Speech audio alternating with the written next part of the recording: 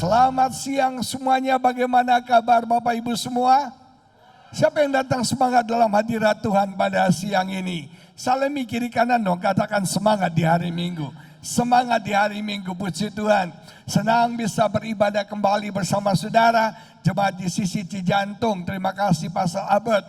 Pada hari ini saya mau sharing dari Mazmur pasal yang ke-73 ayat 28 menulis demikian. Mazmur pasal yang ke-73 ayat 28 dikatakan begini. Kita baca sama-sama dengan suara yang keras. 1, 2, 3. Tetapi aku suka dekat pada Allah. Aku menaruh tempat perlindunganku pada Tuhan Allah, supaya dapat menceritakan segala pekerjaannya. Bapak Ibu Saudara sekalian, memasuki tahun yang baru, Tuhan mengingatkan saya bahwa posisi kita di dalam Tuhan akan menentukan berkat-berkat spesial, akan menentukan berkat-berkat istimewa yang kita akan terima. Sekali lagi, posisi kita di dalam Tuhan akan menentukan berkat-berkat istimewa, akan menentukan privilege yang kita terima dalam kehidupan kita di tahun yang baru. Nah, kita harus cek apakah kita sedang mendekat kepada Tuhan atau kita sedang menjauh dari Tuhan. Sekali lagi, kita harus cek posisi kita. Apakah kita sedang mendekat kepada Tuhan atau kita sedang menjauh dari Tuhan. Untuk jauh dari Tuhan itu gampang. Untuk jauh dari Tuhan itu otomatis. Untuk jauh dari Tuhan itu ada banyak faktor yang bisa menarik kita jauh dari Tuhan. Masalah, pergumulan yang kita alami bisa membuat kita tinggalkan Tuhan. Bisa membuat kita jauh dari Tuhan. Saya tahu, saya sadar saudara, bahwa ketika kita dalam masalah, ketika kita dalam persoalan, ketika kita dalam beban yang berat, emosi kita jadi labil. Emosi kita seperti jet coaster. Emosi kita mengalami turbulens, saudara. Kita goncang secara emosi. Dan ketika kita mengalami gangguan emosi, ketika kita mengalami turbulensi emosi, itu bisa membuat kita jauh dari Tuhan. Saya melihat fakta kenyataan, banyak orang ketika punya masalah, bukannya dia mendekat sama Tuhan, malah dia jauh dari Tuhan. Nah, saya belajar, kita nggak bisa LDR dari Tuhan. Tahu LDR apa? Long distance relationship. Kita nggak bisa hubungannya jauh dari Tuhan. Kita harus senantiasa dekat dengan Tuhan. Saudara, sama seperti ikan tidak bisa hidup tanpa air, sama seperti tumbuhan tidak bisa hidup tanpa tanah, begitu juga kita. Kita tidak bisa hidup tanpa Tuhan. Kita perlu dekat, kita perlu melekat sama Tuhan. Mazmur 73 yang kita baca ditulis oleh anak buahnya Daud yang bernama Asaf. Nah, dia menyatakan it is good for me to draw near to God. Adalah baik bagiku untuk aku mendekat kepada Tuhan. Coba cek posisi Anda dalam Tuhan. Apakah Anda sedang menjauh atau sedang mendekat? Masalah bisa membuat kita jauh dari Tuhan. Saudara sekalian, godaan dunia ini bisa menarik kita jauh dari Tuhan. Setan bisa membuat kita jauh dari Tuhan. Dalam pelayanan saya banyak melihat anak-anak Tuhan yang hanyut dibawa oleh godaan dunia ini. Hanyut dibawa oleh pesona dunia ini. Hanyut dibawa oleh situasi kondisi yang dialami dalam hidupnya. Sehingga dia tanpa sadar pelan-pelan menjauh dari Tuhan. Kalau Anda sedang menjauh dari Tuhan, ayo kita putar balik. Kita lari mendekat kepada Tuhan. Justru dalam masalah, justru dalam tekanan, kita harus dekat sama Tuhan. Kita jangan jauh dari Tuhan. Hanya dekat Tuhan kita kuat. Hanya dekat dengan Tuhan kita bisa menghadapi setiap tantangan yang terjadi dalam hidup setiap kita. Nah, saudara, saya mau beritahu, hanya dekat dengan Tuhan saja kita akan berhasil. Hanya dekat dengan Tuhan saja kita akan bisa, saudara sekalian, kita sukses dalam kehidupan kita. Kita baca Mazmur pasal yang pertama. Ayat yang ketiga menulis begini. Dikatakan ia orang benar seperti pohon yang ditanam di tepi aliran air. Saudara, ini penting sekali. Sebuah pohon harus ditanam di posisi yang tepat. Sebuah pohon harus ditanam di sumber yang tepat. Betul saudara? Karena posisi yang tepat akan menentukan privilege, menentukan hak istimewa dia akan terima. Pohon itu harus ditanam dekat dengan aliran sungai. Begitu juga hidup saudara dan saya harus ditanam dekat dengan Tuhan. Makanya yang menghasilkan buahnya pada musimnya. Alkitab itu bilang gini, Yesus adalah pokok, kita adalah rantingnya. Tahukah saudara, ranting tidak punya sumber untuk berbuah. Ranting perlu pokok. Karena yang punya resources, yang punya sumber untuk berbuah adalah pokok. Hanya ketika ranting itu nempel sama pokoknya, maka dia akan menghasilkan buah. Kalau Anda ingin hidupmu berbuah, tidak ada pilihan lain. Kita harus connect sama Tuhan. Kita harus melekat sama Tuhan. Kita harus dekat sama Tuhan. Amin saudara. Nah coba cek, apakah kita sudah dekat sama Tuhan? Apa tandanya orang yang dekat sama Tuhan? Orang yang dekat sama Tuhan, saudara, Alkitab berkata hatinya akan berkobar-kobar. Hatinya akan menyala-nyala. Makanya ketika ada murid yang pulang ke Emmaus, di tengah perjalanan Yesus berjumpa dengan mereka. Dan mereka bilang gini, iya ya, kita baru sadar. Selama ini kita ngobrol sama dia, hati kita berkobar-kobar. Jadi orang Kristen yang dekat sama Tuhan, tandanya apa? Hatinya berkobar-kobar, hatinya semangat. Coba cek, hatimu masih menyala gak buat Tuhan? Hatimu masih berkobar-kobar gak? Orang biasanya hatinya berkobar-kobar, hatinya berdebar kencang. Kalau yang pertama jatuh cinta, yang kedua jatuh tempo saudara. Nah sebagai diberkati Tuhan, apakah kita masih menyala gak buat Tuhan? Kita masih berkobar gak buat Tuhan? Kita masih semangat gak buat Tuhan? Kita masih haus dan rindu akan Tuhan gak saudara? Nah ini yang penting sekali. Nah Alkitab berkata begini, Yesus itu pokok, kita tuh rantingnya. Hanya kita melekat sama dia, kita akan menghasilkan. Saya pernah di Amerika itu musim gugur. Musim gugur itu Oktober November. Itu semua pohon saudara dia punya daun kering dan gugur, merah. Bagus banget, cantik banget. Gugur itu. Daun-daun itu gugur semuanya. Saya pernah di Amerika itu musim dingin. Musim dingin itu lebih parah lagi. Itu pohon itu kering. Gak ada apa-apa. Sepertinya mati. Tapi selama si ranting ini nempel sama pokoknya. Dia mati gak? Dia gak mati. Hanya sementara ada musim gugur. Sementara ada musim dingin. Karena sebentar lagi akan ada musim semi. Mungkin hari-hari ini hidupmu sedang ada dalam musim gugur. Mungkin hari-hari ini hidupmu sedang ada dalam musim dingin. Tapi selama kau terhubung sama Tuhan, selama kau dekat sama Tuhan, percayalah akan tiba musim semi buat kita. Percayalah daun akan muncul, percayalah akan menghasilkan buah pada musimnya. Mungkin hari-hari ini lagi musim gugur Pak. Mungkin hari-hari ini lagi musim dingin. Apapun yang kita kerjakan gak ada yang berhasil. Pelayanan kita gak berhasil. Bisnis kita gak berhasil. Semuanya cari kerja susah. Rasanya cari uang susah. Cari jodoh susah. Semuanya serba susah. Tapi saya mau beritahu. Tidak selamanya musim gugur. Tidak selamanya musim dingin. Pasti datang musim semi. Kita akan berbuah. Kita akan menghasilkan buah pada musimnya. Yang sepakat katakan amin. Lihat kiri kananmu, akan ada musim berbuah. Akan datang musim berbuah. Selama ranting nempel sama pokoknya, pasti akan menghasilkan buah pada musimnya. Amin saudara. Dan 2025 musim berbuah bagi jemaat YCC Cijantung. Musim berbuah, menghasilkan buah bagi jemaat YCC Cijantung. Buah itu apa sih? Kalau kita bicara buah banyak. Contohnya, buah itu adalah berkat yang kita terima. Privilege yang kita terima. Favor yang kita terima dari Tuhan. Favor itu adalah berkat yang kita terima. Yang diberikan Tuhan secara cuma-cuma. Yang sebetulnya kita tidak layak untuk terima. Nah ketika kita dekat sama Tuhan, percayalah kita akan berbuah, kita dapat favor Tuhan, kita dapat perkenanan Tuhan, kita menerima berkat-berkat spesial Tuhan berikan bagi setiap kita.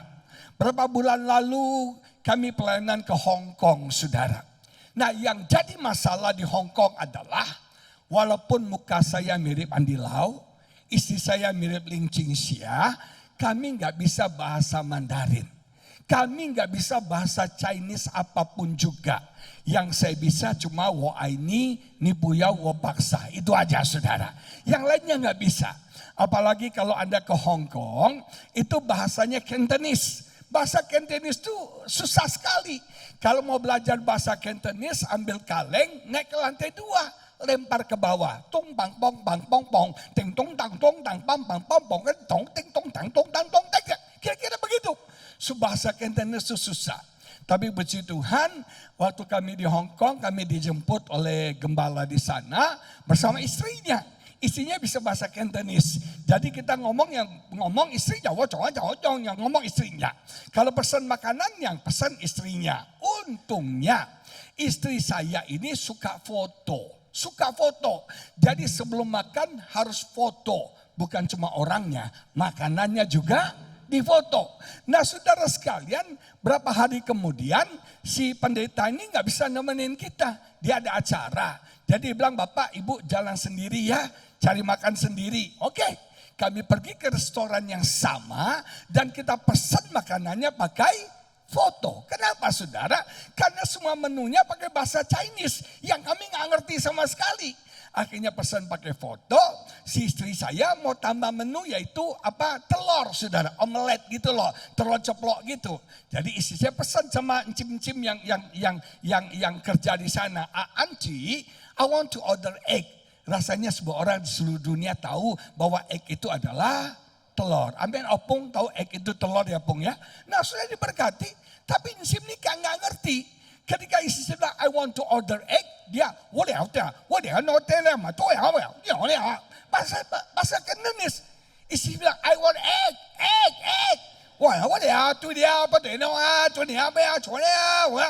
Istri bilang, omelet. Istri saya bilang, Puyong Hai katanya saudara. Saya bilang Puyong Hai cuma ada di Indonesia. Di Hong Kong ada Puyong Hai. Nah ini kan anjing sama kucing ini. Sampai Tuhan Yesus datang pun gak selesai nih saudara ya. Jadi kebetulan puji Tuhan ada orang Nepal di sebelah kami duduk. Dia lihat nih kucing anjing lagi ngobrol soal telur ini. Akhirnya dia terjemahin ke bahasa Cantonese. Kita akhirnya diterjemahin ke bahasa Inggris. Dia jadi penterjemah. Rupanya ada menu telur. Tapi harganya 250.000. Sebelah isi saya ngapain makan telur 250.000. Di Indo juga banyak telur gitu saudara. Rupanya menunya tuh telur pakai udang atau apa gitu loh ya. Jadi nggak jadi. Nah sudah diberkati Tuhan. Saya ini kalau pelayanan ke luar negeri itu selalu dapat favor Tuhan. Kita tuh disayang Tuhan. Kami tuh dimanja Tuhan. Kami selalu dijemput, selalu ditemenin, selalu diajak makan. Tidak pernah sendirian. Kami gak pernah berani jalan sendiri. Anda banyak teman-teman bilang, Pak ke Jepang dong, jalan sendiri. Hah? Ke Jepang jalan sendiri? Gua tersesat nanti saudara ya. Gak berani, kami gak berani. Nah waktu pelayanan di Hong Kong, saya sama istri pingin jalan-jalan ke Makau. Jalan-jalan ke Makau. Bukan main judi ya, jalan-jalan. Nah akhirnya hari Minggu pelayanan, hari Senin kita mau ke Makau. Mau jalan berdua, jalan sendiri. Tapi gak berani. Jadi saya doa Tuhan, tolonglah Tuhan. Biar ada orang yang Tuhan kirim untuk menemani saya, mendampingi saya ke Makau. Gak pernah ke Makau, gak ngerti Makau. Jadi ada orang lah Tuhan, kirimlah. Nah waktu saya doa, terus si gembalanya tanya, Pak jadi ke Makau? Saya bilang iya jadi. Ada yang nemenin? Gak ada. Kalau gitu saya yang nemenin katanya. Nah Pak Gembala ini baru 8 bulan di Hong Kong saudara. Jadi saya tanya, Pak Gembala sudah pernah ke Makau? Gak pernah katanya. Ya sama aja bohong. Saya mau ke Makau, cari yang tahu Makau, yang mau nemenin yang gak tahu Makau. Ya gak apa-apalah, ada teman tuh tersesat di Makau, betul gak saudara? Akhirnya saya bilang ya sudah, saya tetap doa Tuhan, tolonglah masa segini banyak orang, gak ada yang bisa nemenin saya jalan ke Makau. Saya minggu khotbah, selesai ibadah pertama, ada seorang bapak datangi saya. Dia bilang, Pak Agus, saya baru pertama kali datang ke gereja di mana bapak khotbah ini. Saya baru saja datang dari Indo kemarin sore. Saya lagi marah tadinya. Saya bilang, kenapa Pak? Dia bilang, saya janji sama teman saya pengusaha 5 orang.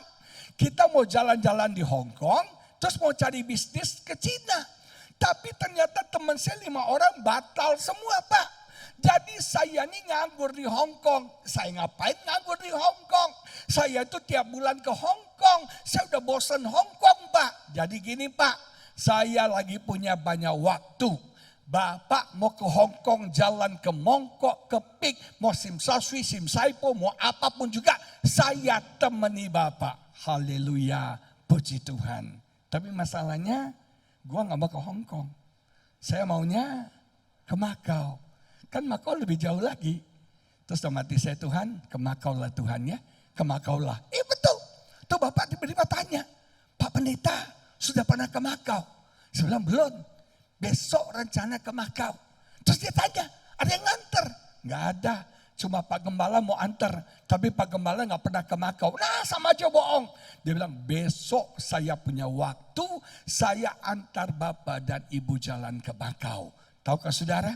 Bapak itu tiap bulan ke Makau. Jangan tanya saya kerjanya apa ya. Dia tiap bulan ke Makau.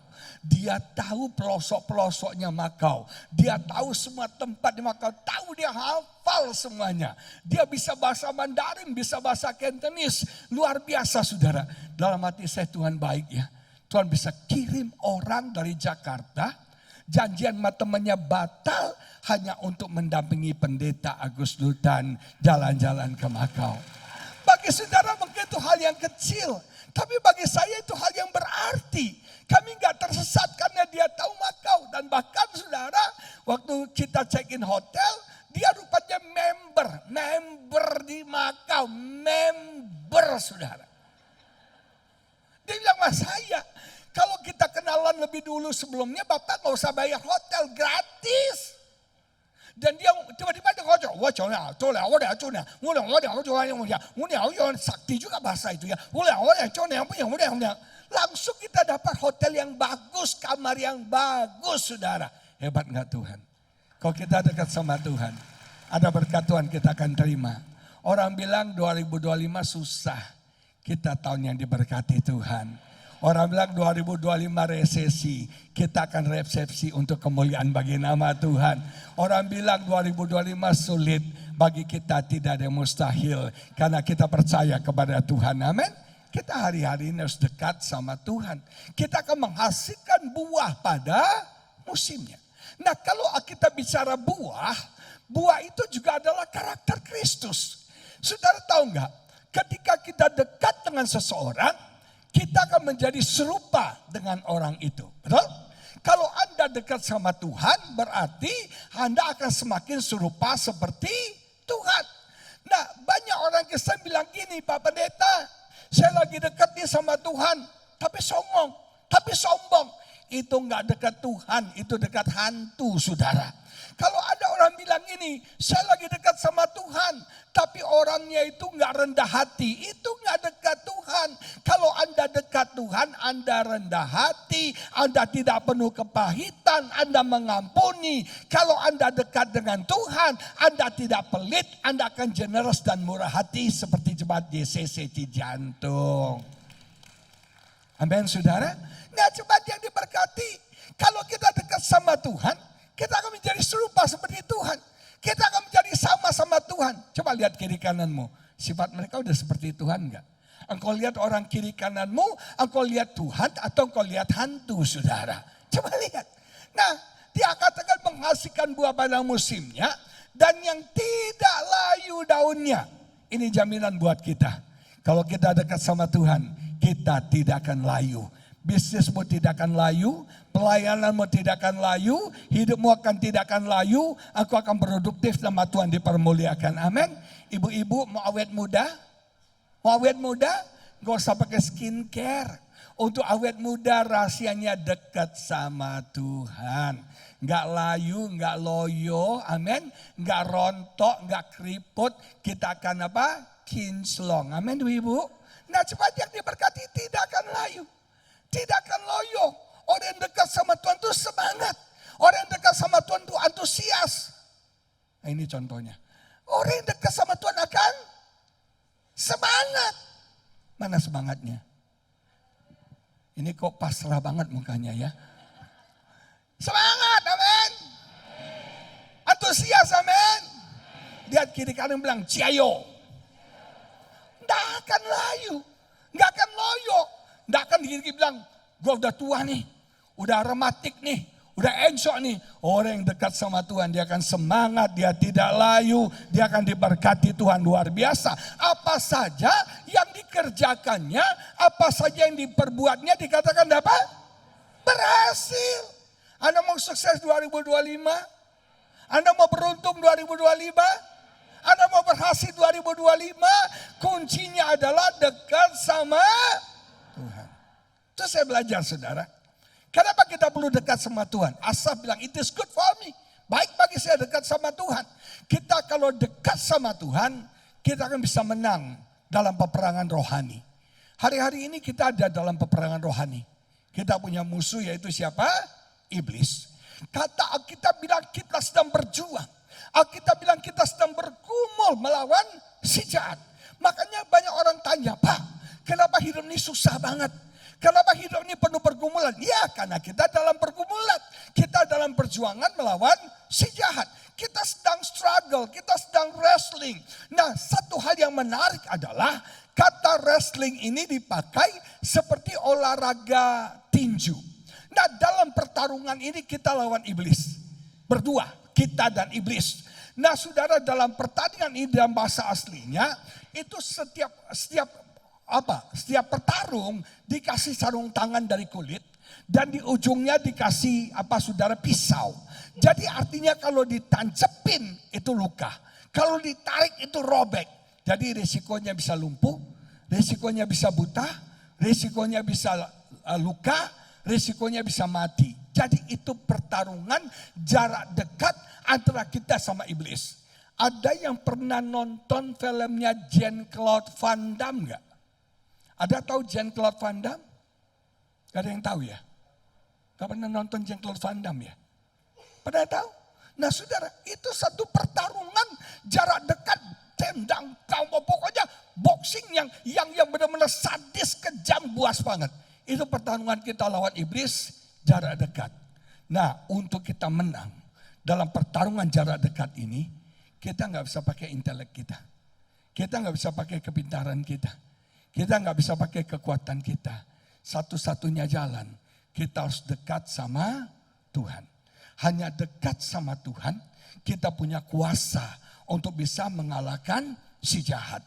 Hanya dekat dengan Tuhan, kita akan bisa mengalahkan si jahat. Jemaat yang diberkati, iblis datang untuk mencuri, membunuh dan membinasakan. Iblis akan mencuri berkat Tuhan dalam hidupmu. Iblis ingin mencuri sukacitamu. Iblis ingin mencuri damai sejahteramu. Iblis akan mencuri semua yang Tuhan berikan dalam hidup setiap kita.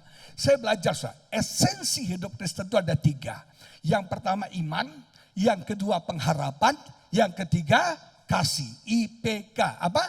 Iman, pengharapan, dan kasih. Target iblis mencuri ini.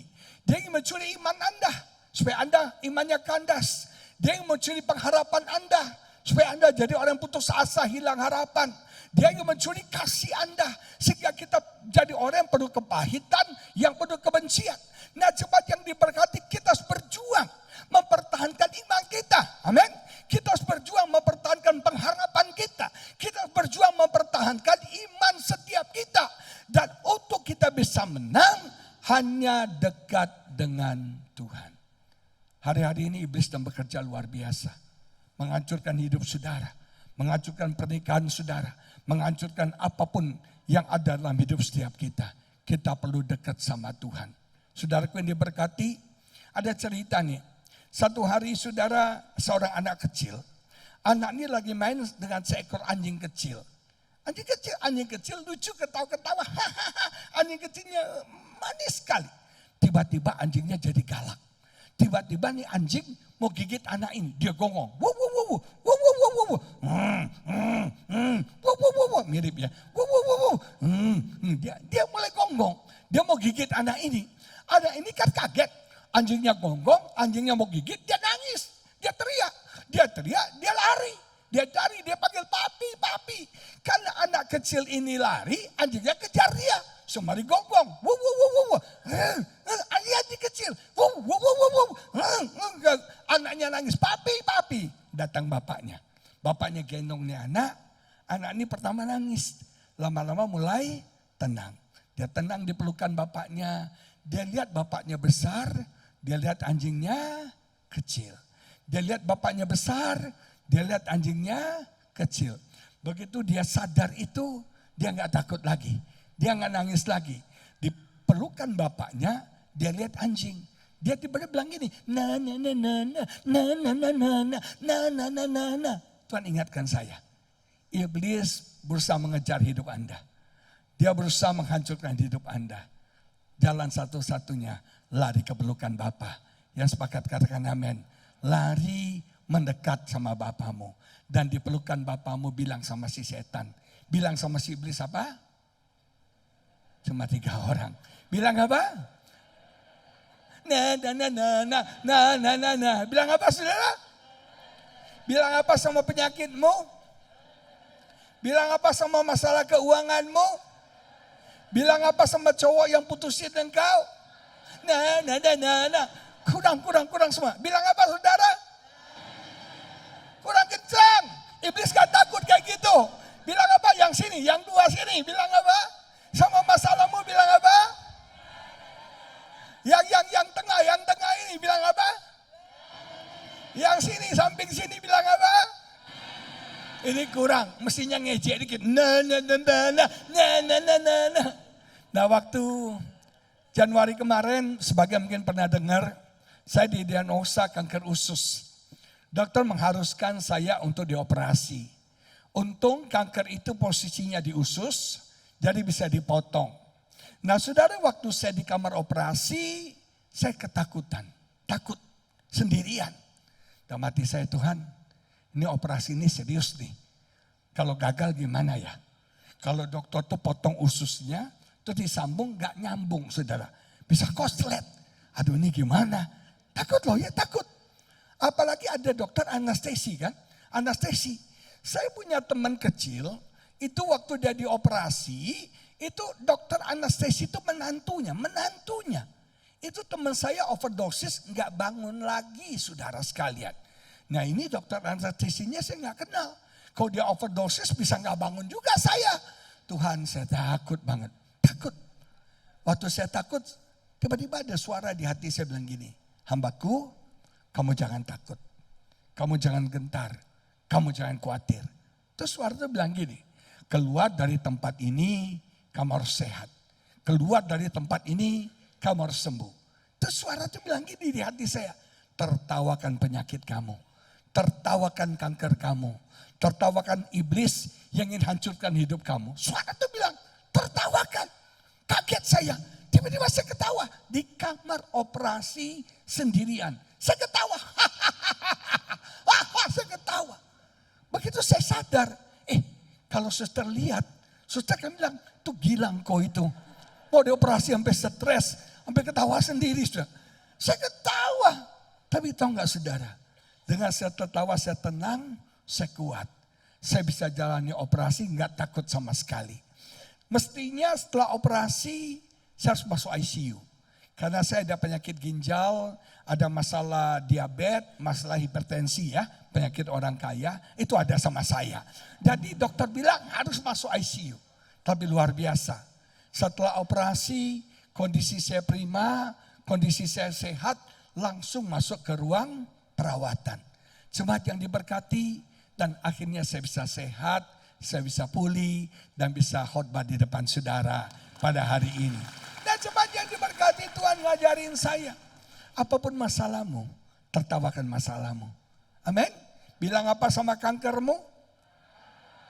Bilang apa sama masalahmu? Jangan stres, bilang apa? Tapi lari dulu ke pelukan Bapa. Amin saudara. Dekat sama Tuhan, melekat sama Tuhan. Saudara, tertawakan masalahmu, tertawakan hanya dekat dengan Tuhan. Kita bisa menang dalam peperangan rohani ini. Saja kita baca. Yakobus 4 ayat 8 menulis demikian. Mendekatlah kepada Allah dan Dia akan mendekat kepadamu.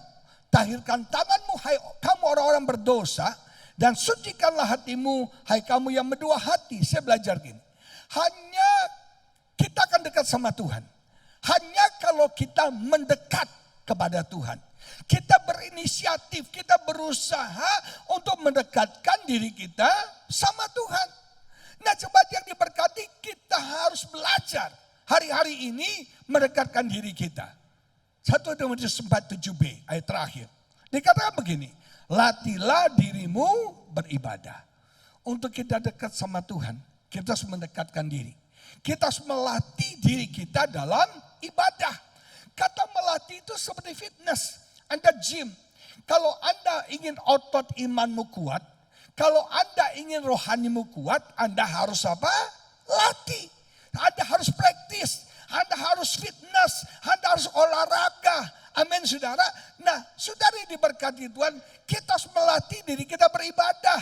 Melatih diri kita berdoa. Doa itu gak gampang loh ya. Saudara jujur ya, saya ini pendeta ya. Kalau berdoa itu biasanya yang susah, saya itu fokus saudara.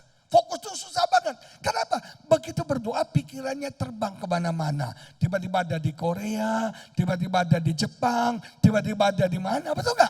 Siapa di sini yang kalau doa pikirannya terbang-terbang? Hebat loh jemaat di sini, rohani semua ya. Nah, pikiran terus ditangkap. Untuk fokus, tundukkan pikiran kita, betul gak? Gak gampang. Nah kita harus melatih diri kita doa, melatih diri kita baca Alkitab, melatih diri kita untuk kita ini saudara sekalian menyembah Tuhan. Dalam salah satu terjemahan dikatakan bagus sekali, exercise daily, setiap hari, exercise daily. Saudara punya rohani yang hebat, punya roh iman yang kuat, itu gak bisa seminggu sekali, harus setiap hari. Kekristenan bukan soal seminggu sekali. Tapi kekristenan adalah soal setiap hari.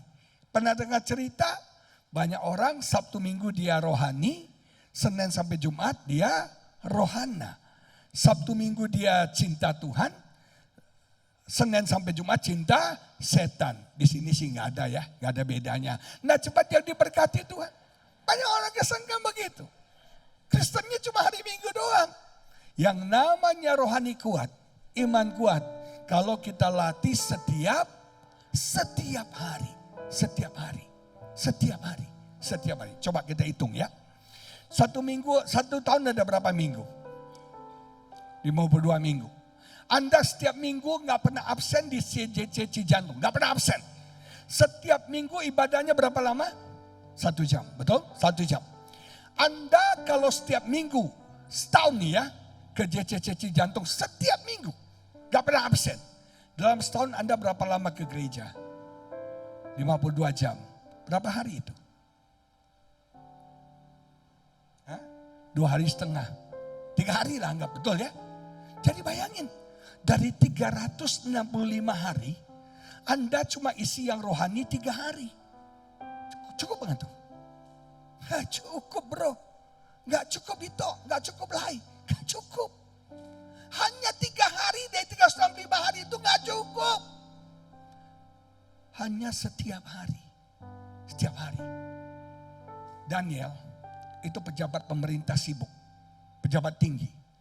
Dia 1 hari 3 kali berdoa, memuji Tuhannya, menyembah Tuhannya. 3 kali sehari. Anda berdoa berapa kali sehari? Yesus bilang, berdoa dan berjaga-jagalah berapa? 1 jam. Sampai 1 jam gak? Anda yang doanya 1 jam angkat tangan. Oh lebih berarti ya. Yang doanya 2 jam angkat tangan. Gak ada ya. Berarti lebih ini ya. Hebat nih Pak Albert ya. Yang doanya 3 jam angkat tangan. Wih hebat juga nih jemaat di sini ya. Berarti yang doanya 4 jam, 4 jam. Yang doanya 3 detik angkat tangan. Selamat pagi Bapa, Putra, Roh Kudus, amin. Sudah diberkati.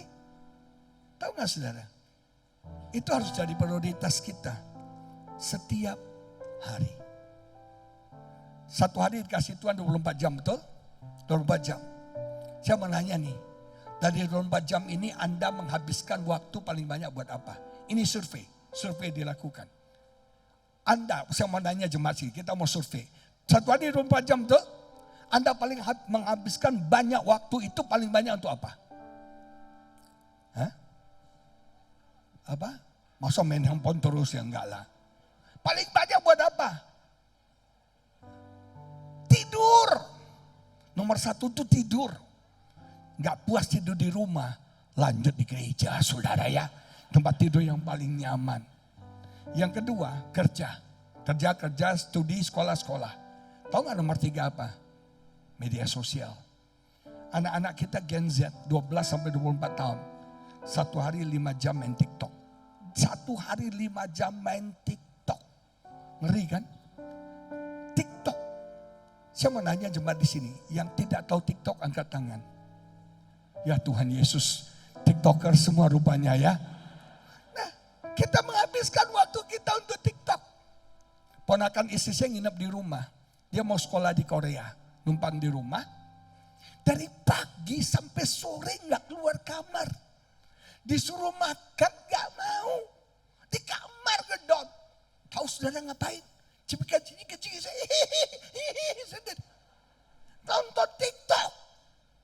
nonton TikTok. Satu hari saya makan di restoran daerah Pik. Sebelah saya duduk sepasang suami istri. Ada depan. Dari awal mereka masuk restoran, sampai makanan datang, itu gak saling lihat. Gak ngobrol sama sekali.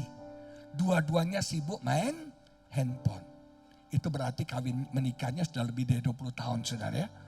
Cintanya udah habis saudara ya. Gak perlu ngomong lagi ya. Dan waktu saya intip, saya lihat tuh suaminya main TikTok, nonton TikTok. Kita menghabiskan waktu untuk media sosial. Instagram, Facebook, dan semuanya. Dan dari survei, di urutan yang paling sedikit, itu adalah doa. Padahal doa itu paling penting, betul? Tapi prioritas terakhir, itu adalah doa. Dan ini berkati Tuhan, ayo berikan prioritas kita. Dalam bahasa Inggris dikatakan, spend your time and energy. Berikan waktumu. Kita gak punya waktu untuk hal yang rohani. Kalau kita nggak pernah berikan waktu kita. Orang yang hobinya mancing, selalu punya waktu untuk mancing. Orang hobinya golf, selalu punya waktu main golf. Orang yang hobinya apapun, dia punya waktu untuk hobinya.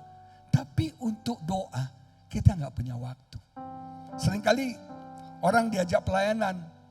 Ayo pelayanan dong. Aduh, saya nggak bisa. Saya nggak mampu. Saya belajar ya. Bukan nggak bisa, nggak mampu. Gak mau saudara. Kalau engkau mau, kau pasti berikan waktumu. Amin saudara. Makanya disiplin itu penting sekali. Kita disiplinkan diri kita dalam berdoa. Menyembah Tuhan. Orang tanya, Pak, waktu terbaik untuk menyembah Tuhan. Waktu terbaik untuk berdoa kapan? Waktu kau malas doa. Waktu kau lagi gak mood doa. Waktu kau lagi gak semangat doa. Paksakan dirimu. Kalahkan dagingmu, kalahkan emosimu, dan berdoa. Di situ kau akan mengalami lawatan Tuhan yang luar biasa terjadi dalam hidupmu. Ini masalah serius saudara. Coba cek posisi Anda. Anda sedang mendekat kepada Tuhan atau Anda sedang menjauh dari Tuhan. Mari kita bangkit berdiri, kita doa sama-sama. Ini akhir tahun ya. Kita mau evaluasi. Kita mau introspeksi. Sebelum kita memasuki 2025. Kemarin istri saya bilang gini, Papi, banyak orang meninggalkan semua hal yang buruk 2025. Meninggalkan. Tapi dia bilang kayaknya saya kurang setuju kata meninggalkan. Harus dibuang. Dan dengan hal yang baru di tahun yang baru. Coba cek posisi Anda di dalam Tuhan. Apakah Anda sedang mendekat kepada Tuhan atau Anda sedang menjauh dari Tuhan? Apakah hatimu masih berkobar-kobar? Masih semangat, masih haus, masih antusias sama Tuhan? Apakah ketika berdoa, kau masih semangat berdoa? Ketika pelayanan, kau masih semangat pelayanan? Jujur saudara, hari ini berat buat istri saya. Dia harus setir mobil, supir saya tiba-tiba berhenti. Saya bilang sama dia kemarin istirahat. Dia tiba-tiba jam 3 udah bangun. Tuhan suruh doa. Jadi belum tidur sampai sekarang. Saya bilang, sayang kamu kuat gak ya? Saya tinggal di Tangerang. Kesini tuh sejam. Nyetir mobil, istri saya yang setir. Saya gak bisa setir mobil, jadi dia yang setir. Dia supir pribadi saya. Dan dia berkati Tuhan. Berat. Tapi dia bilang saya semangat. Saya suka cita. Saya mau melayani Tuhan. Apapun tidak apa-apa. Yang penting Tuhan dipermuliakan. Nah coba cek nih. Anda mulai ogah-ogahan atau masih semangat nih? Halo? Banyak orang ikut Tuhan tuh tanpa ekspresi sama sekali. Datar. Cek emosimu. Hanya kau yang tahu hatimu. Berkobar gak buat Tuhan? Semangat gak buat Tuhan? Dekat atau jauh? Terima kasih Bapak.